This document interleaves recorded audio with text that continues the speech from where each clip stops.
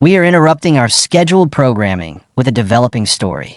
Moments ago, 3 minutes ago, to be exact, a tremor went through the foundations of the British monarchy. Kensington Palace has issued an emergency statement. Not a plan announcement, not a diary update. An urgent, brief communiqué regarding the condition of the Princess of Wales, Catherine. This is unprecedented.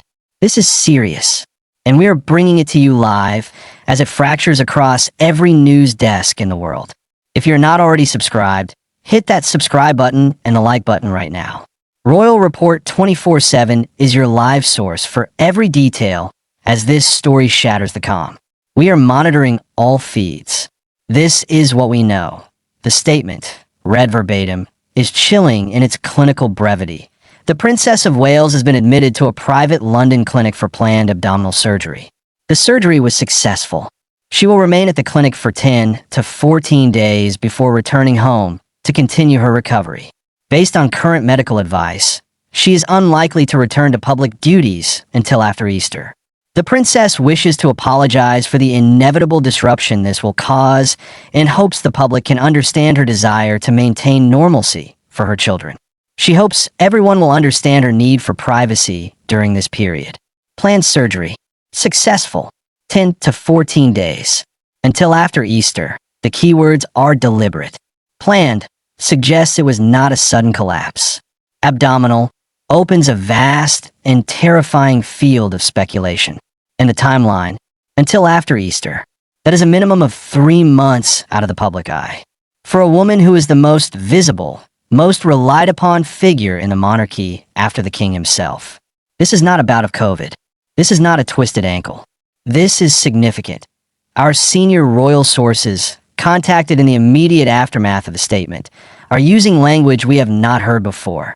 Phrases like grave concern and a profound shock to the system. One insider, who has access to the Wales household, told us the planning for this was tighter than a state secret. Only a handful of the most senior staff knew. The prince has cleared his diary indefinitely. This is his absolute priority. Let's analyze what is not being said. The palace did not specify the procedure. They did not say it was non-cancerous. They did not say it was routine. The emphasis on privacy and her children is a fortress wall being erected. They are preparing for a siege of speculation, and they know it's coming. The mention of normalcy for her children is particularly poignant and telling.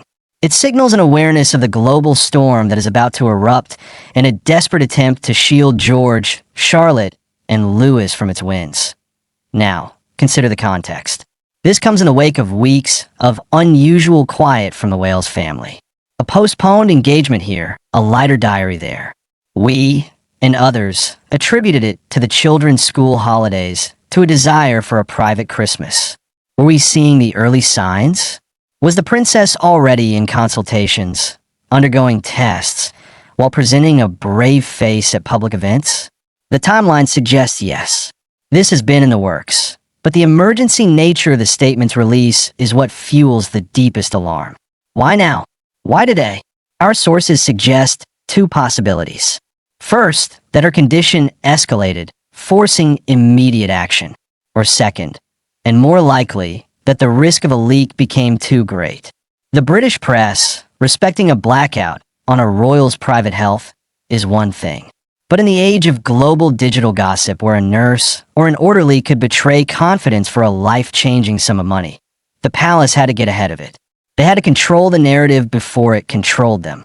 This was a preemptive strike against chaos. The implications are staggering. The spring royal diary, already thin due to the king's own treatment for an enlarged prostate, is now eviscerated. Prince William will be by her side and caring for their children.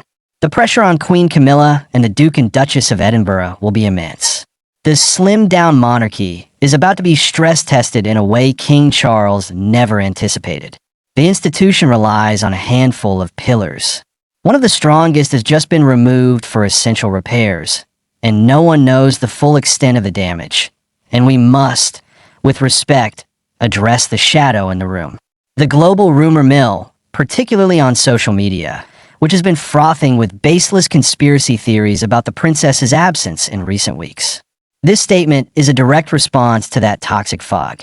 It is an attempt to flood the zone with facts, limited but official facts, to drown out the whispers. But will it work? Or will the lack of detail simply fuel more frenzied speculation? The next 24 hours are critical. We will be watching for any movement at the clinic, for any statement from the king or the queen, for any adjustment to the prince's schedule. We will be analyzing every word from every source. The Princess of Wales is the beating heart of the public's affection for the monarchy. Her health is a matter of national and international concern. This is a developing royal emergency, and Royal Report 24/7 is your live wire into the palace walls. We are parsing every detail, consulting our network of sources, and will bring you verified information the moment we have it. The coming days will be filled with noise. We will strive to give you signal. If you're watching this, you need to be subscribed. Hit that like button to push this vital information to others who need to see it.